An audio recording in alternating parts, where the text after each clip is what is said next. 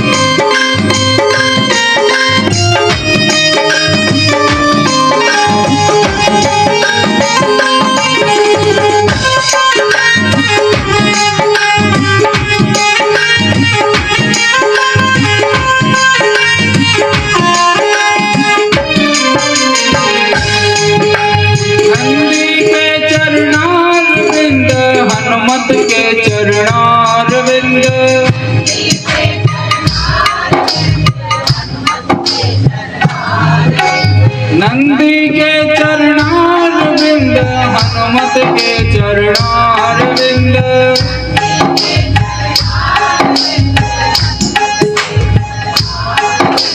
ब्रह्मा के चरणारविंद विष्णु के चरणारविंद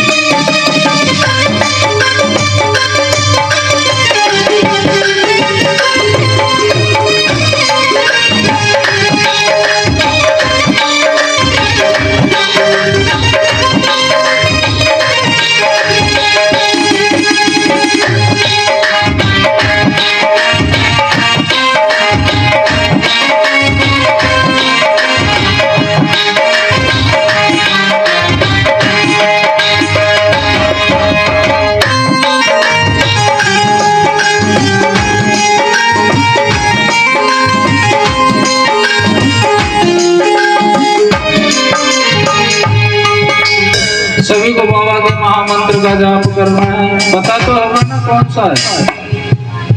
अच्छा, पता तो चलेगा। इस महामंत्र को जपने से, इस महामंत्र को जपने से कट जाते हैं सारे। शिवाय नमः,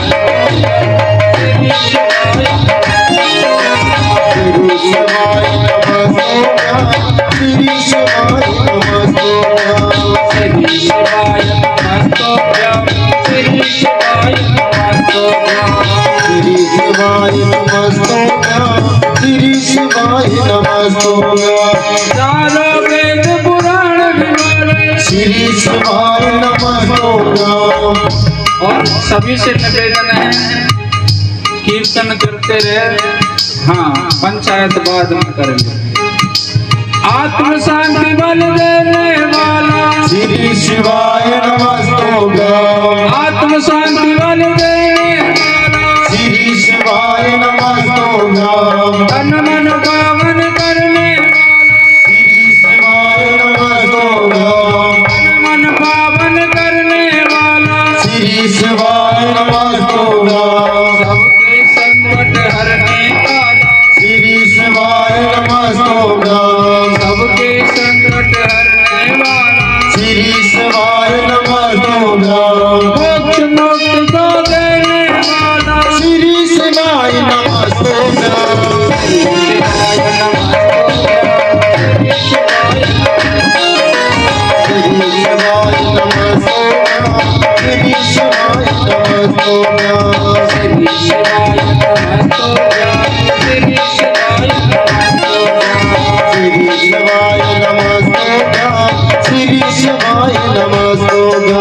चारों वेद पुराण भी बोले, चारों वेद पुराण भी बोले, गंगा यमुना छिपुरा बोले, गंगा यमुना छिपुरा बोले, मुरलीधर की मुरली बोले, मुरलीधर की मुरली बोले, रमाकांत जैसा तुम बोलो। श्री शिवाय नमः।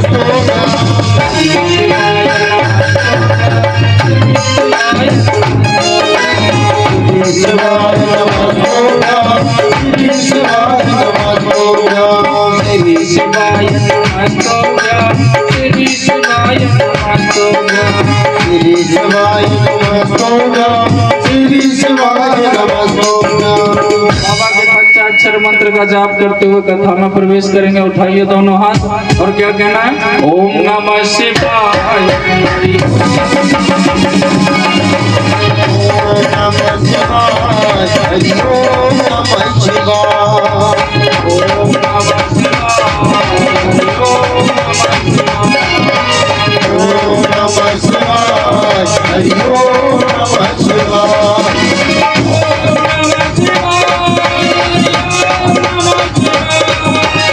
ओम नमः शिवाय। हरि ओम नमः शिवाय। ओम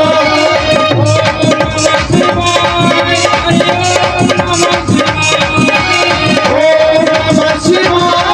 हरि ओम नमः शिवाय। ओम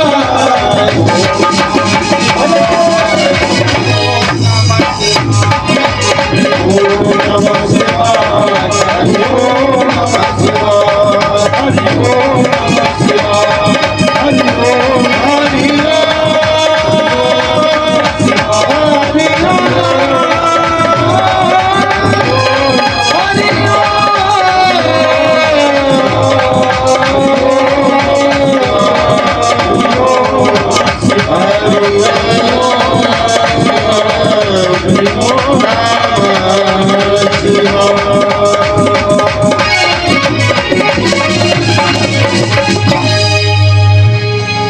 हरि ओम नमः शिवाय। बोलिए शंकर भगवान की जय हो। श्री शिव महापुराण की जय। जगत जननी जगदम्बा मैया की जय हो। रामचंद्र भगवान की जय हो। हनुमान जी महाराज की जय हो। बस्ती माता की जय हो। पार्वती पते हर हर हर महादेव शंभो। आज आपकी कॉलोनी में बड़ी सुंदर बाबा के स्वागत की तैयारी की है। इस शिव पुराण प्रांगण को जिन्होंने भी सजाया है, महादेव उन पर हमेशा आशीर्वाद बनाए रखे।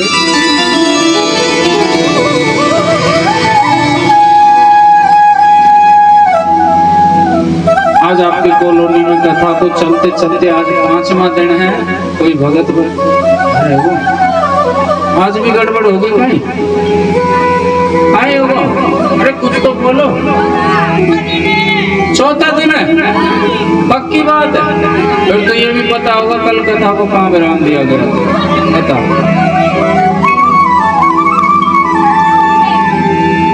आए होगा नंदी देव को?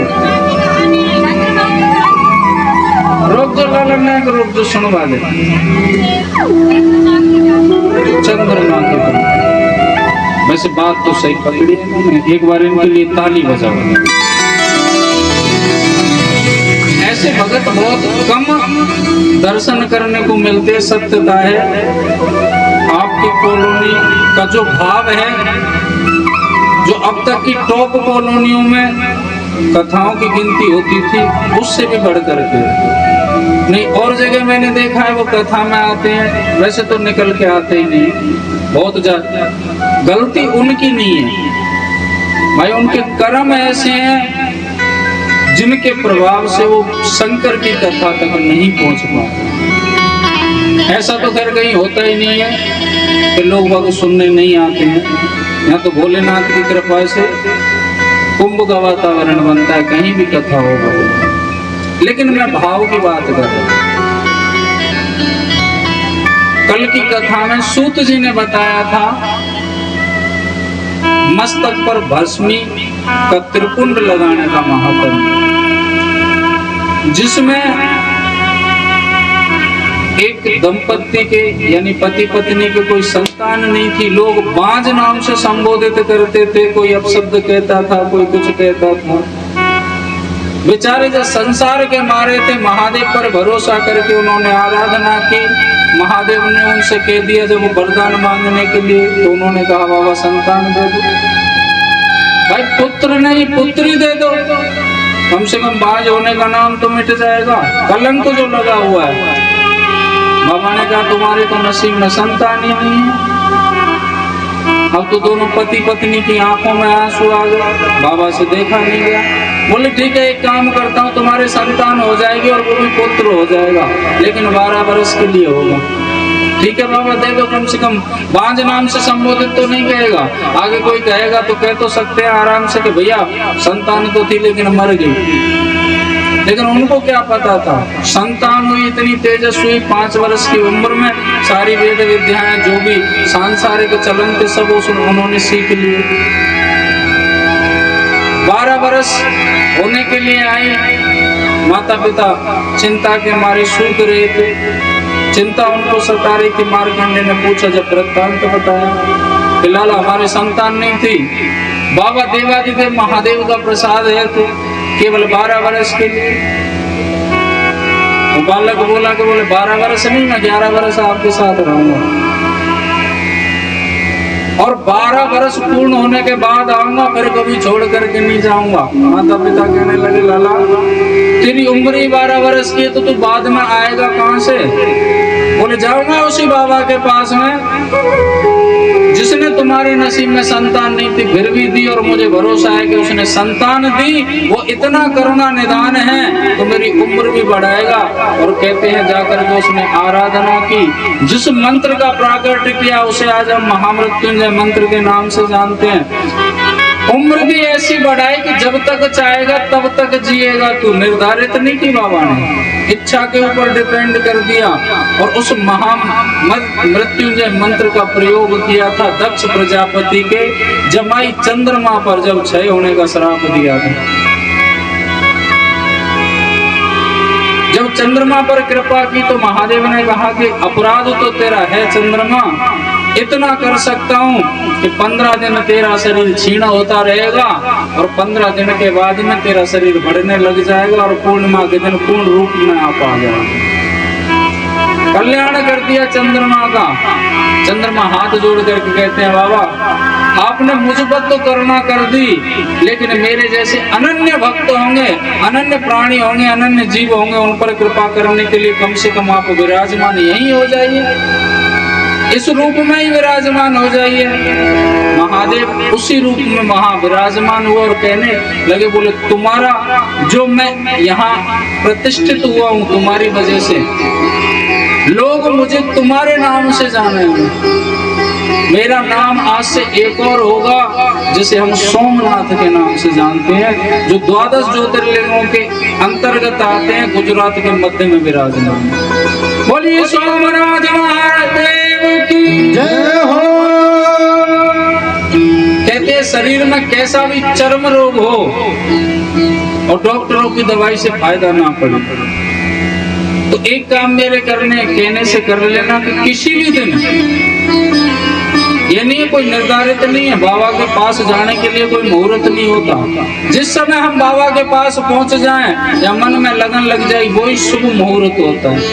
एक लोटा जल लें घर से, हल्का सा उसमें दूध डाल करके ले जाएं और बाबा पर जाकर के जहां आपके पास में शिवालय हो, शिव जी का मंदिर हो, उस पर चढ़ाएं बाबा सोमनाथ का नाम स्मरण करते हुए, और जलेब से जब जल आने लगे तो उसे ले आएं और अपने चर्म रोग पर लगा लें। ये बाबा चर्म रोग का भी विशेषज्ञ है, जिसे सोमनाथ के नाम से जानते।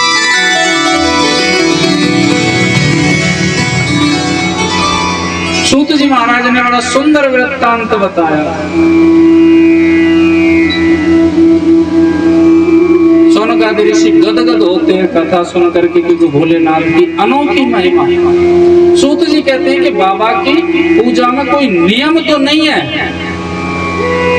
लेकिन मर्यादा और सावधानी रखने की अति आवश्यकता है। आपके पास कुछ ना हो आराधना करने के लिए, कोई बात नहीं, आप खाली हाथ चले जाओ मंदिर में, कोई दिक्कत नहीं है, बाबा के समक्ष बैठ जाओ।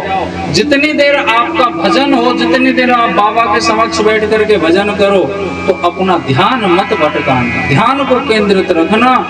जितने भी बाबा को जितनी बार क्रोधित हुए, केवल कारण है वो है ध्यान।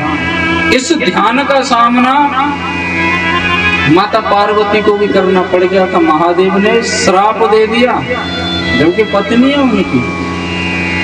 पहले नंबर तो शिव महापुराण की कथा कोई विस्तार से नहीं है। बहुत से लोग ज्ञान चंद आ जाते हैं, बोले कहीं की कथा कहीं सुना रहे। सूत जी से जो 88,000 महात्मा है, वो जो प्रश्न कर रहे हैं केवल उसका उत्तर देते हैं। आज उन्होंने कहा कि माता पार्वती को भी ध्यान की वजह से महादेव के क्रोध का सामना करना पड़ गया, जबकि वो तो अर्धांगिनी है। और माता पार्वती से ज्यादा कभी क्रोधित भी नहीं हुए महादेव, लेकिन सामना करना पड़ गया। बात उस समय की है जब महादेव का माता पार्वती से विवाह हुआ था। कैलाश पर रहते थे दोनों आराम से। भोलेनाथ तो ऐसे थे कि भोले बाबा के पास में कभी फुर्सत ही नहीं होती, समाधि में लीन रहते, हर वक्त भजन करते रहते। मैया ने पूछा भी था उनसे 1-2 बार, बोले बाबा स्वामी आप एक बात बताओ, आप तो देवों के देव है, रोक लो, आप तो देवों के देव हैं, देवताओं के भी देवता, आपका भी कोई भगवान है क्या? आपका भी कोई भगवान है क्या जिसका आप भजन किसका करते हो? भोलेनाथ ने कहा, बोले है ना मेरे भगवान। कौन? बोले आज से भविष्य में होने वाली घटना है, आगे आने वाली। बोले ये जो सूर्य वंश है ये आगे जाकर के रघुकुल के नाम से जाना जाएगा। इसमें एक राजा जन्म लेंगे जिनका नाम दशरथ होगा, उनके पुत्र बन करके आएंगे नारायण अवतार जो रामचंद्र नाम से विख्यात होंगे, और वही मेरे भगवान है। सोई मम इष्ट देव रघुवीरा। माता पार्वती सुन रही है उनकी बातों को, बड़ी आनंदित हो रही है। बोले एक बात बताओ स्वामी, मेरी भी मन में लालसा है कि मैं उनके दर्शन करूं। आपके जो भगवान है जगत चराचर आपको भजता है, संहार कर्ता के नाम से आप विख्यात हो।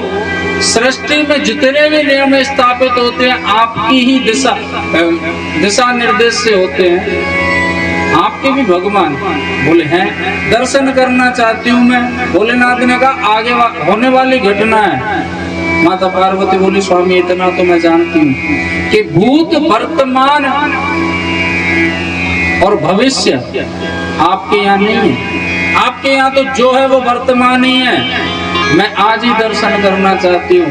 कहते जब उन्होंने दर्शन कराए भविष्य में होने वाली घटना को, और क्या दर्शन, किस रूप में दर्शन कराए अपने भगवान के देवादिदेव महादेव ने, कि रामचंद्र जी और भैया लखन वन में भटक रहे हैं किसी स्त्री का नाम पुकारते हुए। जवाब पर सीता सीता भाभी भाभी नाम। भोलेनाथ ने मन ही मन प्रणाम कर दिया। ठीक है जी। माता पार्वती को शंका हुई, उस समय सती रूप में थी,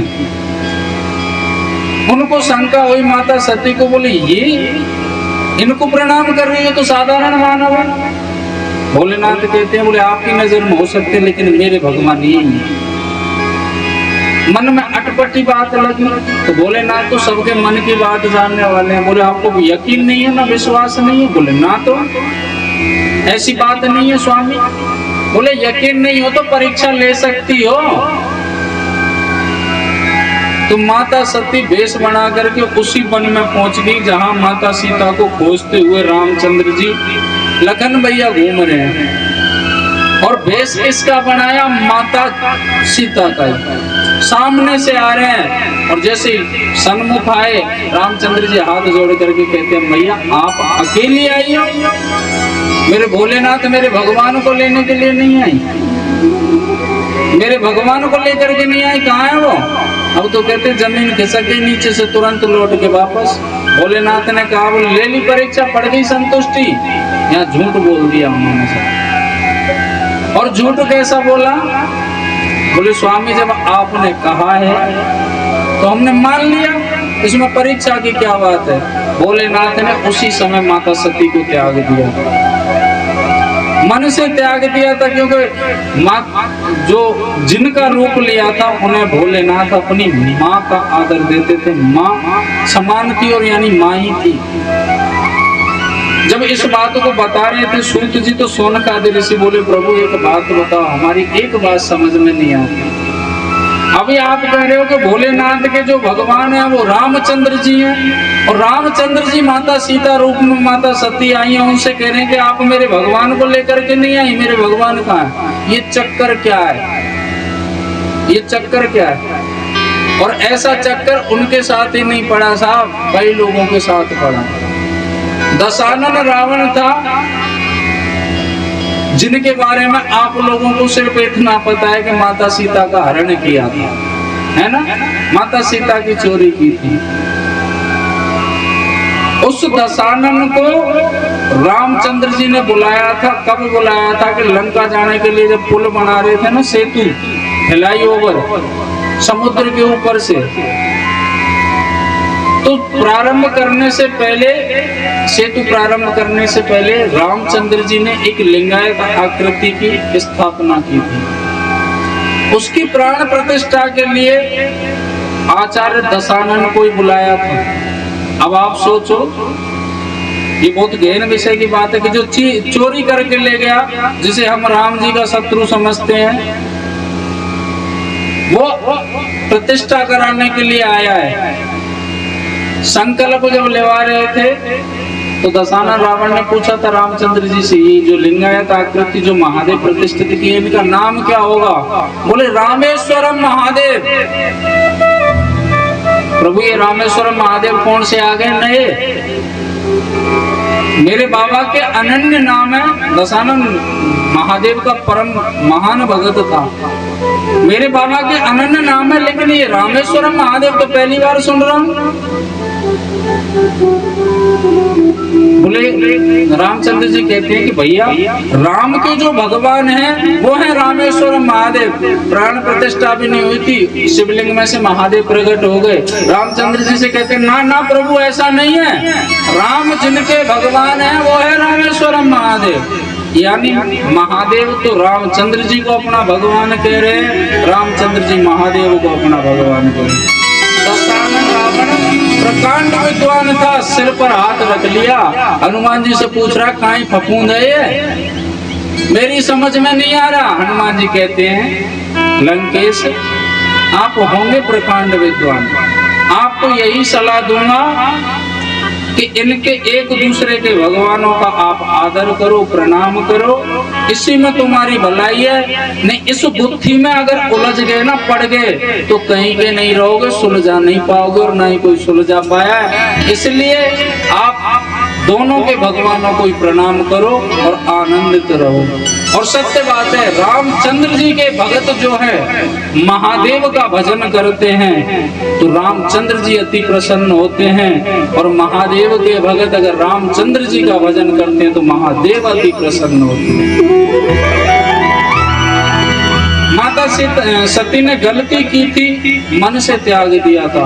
कई बार गलती की, यहाँ तक कि माता सती चरित्र से अपने शरीर को योग अग्नि के द्वारा जला करके नष्ट करना पड़ा था। फिर पार्वती का जन्म लेकर के आई थी, पार्वती रूप में विख्यात हुई थी। एक दिन पूछ रही थी भोलेनाथ से, बोले स्वामी आप तो करुणा निधान है, आप तो हमेशा भक्तों के ऊपर करुणा बरसाते हो, और मेरा और आपका बिछड़ना कई बार हुआ है।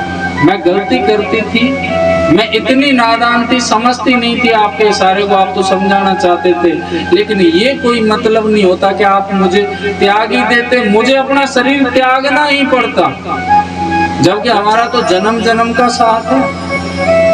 अब तो प्रभु ऐसा अपराध अगर मुझसे कोई बने, यहाँ तक तो ध्यान रखूंगी, बने तो प्रभु ऐसा मत करना जो ये मिलने बिछड़ने का जो सिस्टम है ये चलता रहे। भोलेनाथ मुस्कुरा करके कह देते हैं, बोले अगर फिर ऐसा हुआ तो, बोले फिर दोबारा जन्म लेंगे हम, तो फिर करेंगे आराधना, इतना तो हमें भरोसा है। और साधारण बात नहीं है साहब, इनका जो चरित्र है भोलेनाथ और माता आदि शक्ति का, ये चलता आया है। आजकल तो सिर्फ कहने वाली बात होती है कि हमारा तो 7 जन्मों का साथ है, लेकिन उन दोनों का एक ही जीवन निकलना भारी हो लेता है। सुबह को प्रेम करेंगे, शाम को माता फोड़ लेंगे। तुम अगर न मिलते शिव शंकर, हम लेते जन्म दोबारा, जन्म जन्म का साथ है हमारा तुम्हारा, तुम्हारा हमारा। बड़ा ही मीठा भजन है, तालियों की सेवा करते रहे। नाचने का मन करे तो नाच भी सकते हैं, लेकिन अपने स्थान पर ही खड़े होकर। तुम अगर न मिलते शिव शंकर, हम लेते जन्म दोबारा, जन्म जन्म का साथ है हमारा तुम्हारा, तुम्हारा हमारा। जन्म जन्म का साथ है हमारा तुम्हारा, तुम्हारा हमारा। तुम अगर न मिलते शिव शंकर, हम लेते जन्म दोबारा, जन्म जन्म का साथ है हमारा तुम्हारा, तुम्हारा हमारा।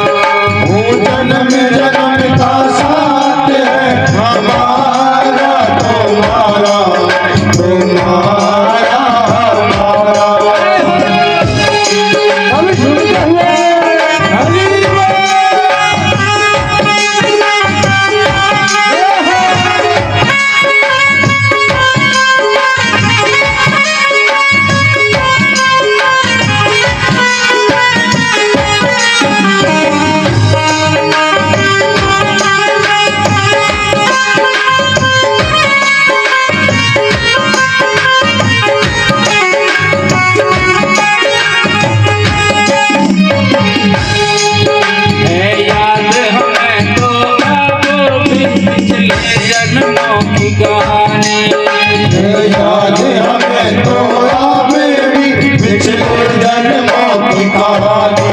है याद हमें तो अब भी पिछले जन्मों की कहानी। है याद हमें तो अब भी पिछले जन्मों की कहानी। प्रभु रामचंद्र को लेकर मैं बन गई थी अज्ञानी। प्रभु रामचंद्र को लेकर मैं बन गई थी अज्ञानी। रूप बदल कर सीता बन गई। अपराध हमारा जन्म जन्म का साथ है हमारा।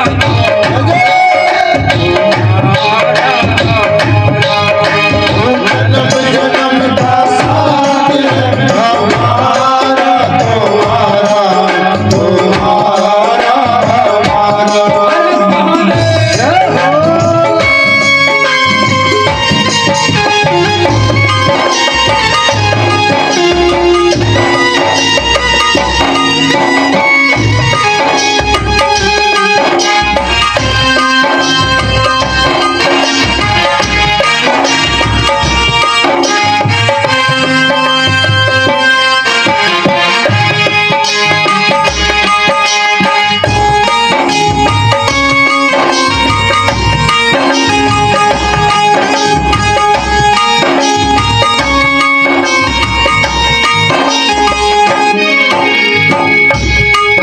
जब यज्ञ पिता ने किया नहीं कोई निमंत्रण आया।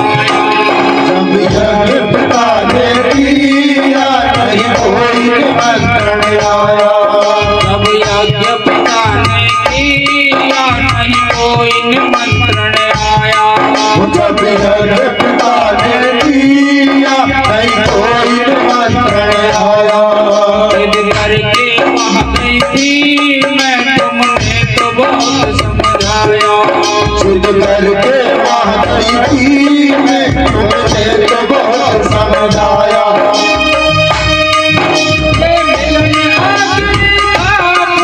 ये मिलन आखिरी था अपना, सोची नहीं बेचारा।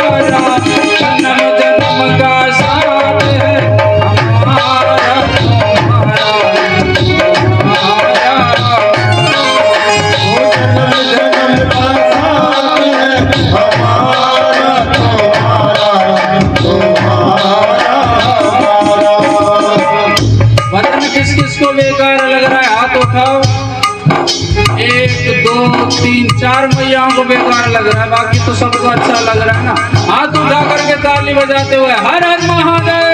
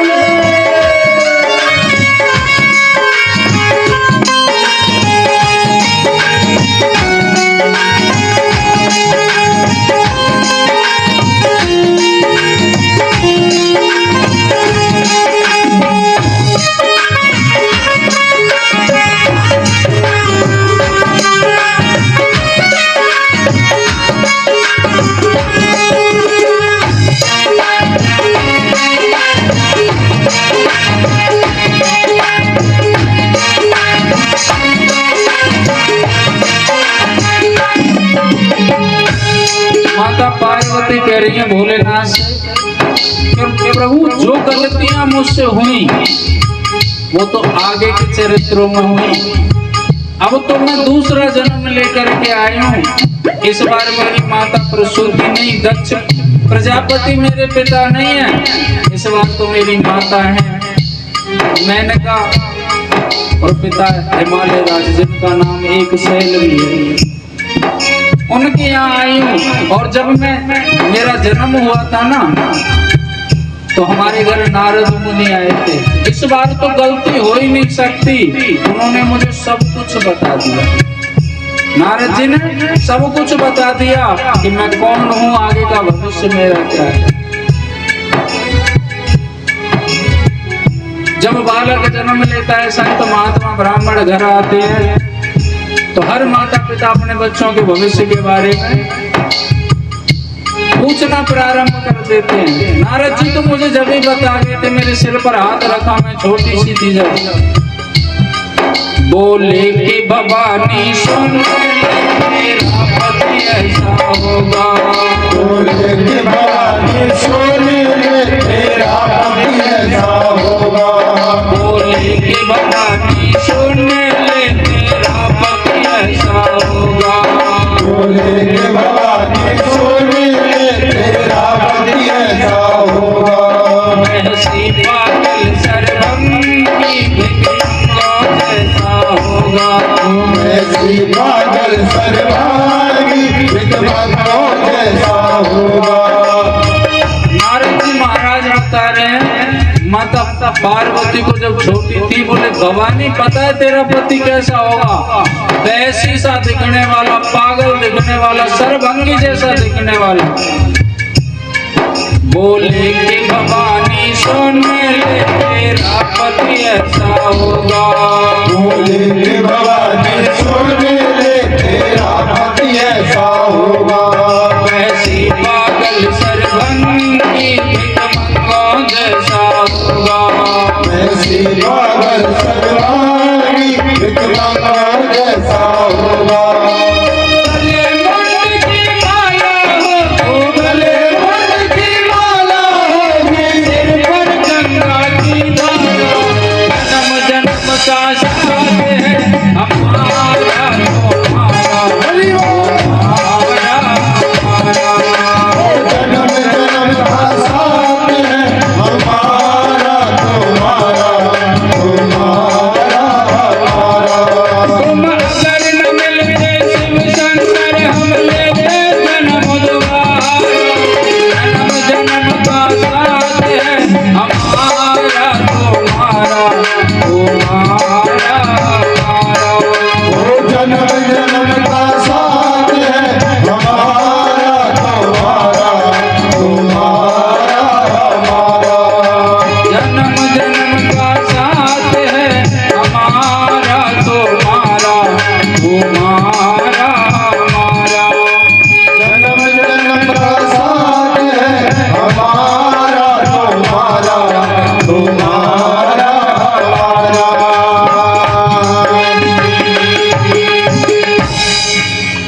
तुम अगर न मिलते शिव शंकर हम लेते जन्म दोबारा, जन्म जन्म का साथ है तुम्हारा हमारा। बोलिए शंकर भगवान की। जय हो। बहुत से भगत तो ऐसे बैठे हैं कि अगर हमारे गले से आवाज निकली और पल्ले फटी आप पता आ जाएगी, और मुख पतो उनको गला कैसा है। घर में अगर आवाज लगावे तो ऐसा लगे जैसे लड़ाई हो गई हो, लेकिन भजन गावे में नमः पार्वती पते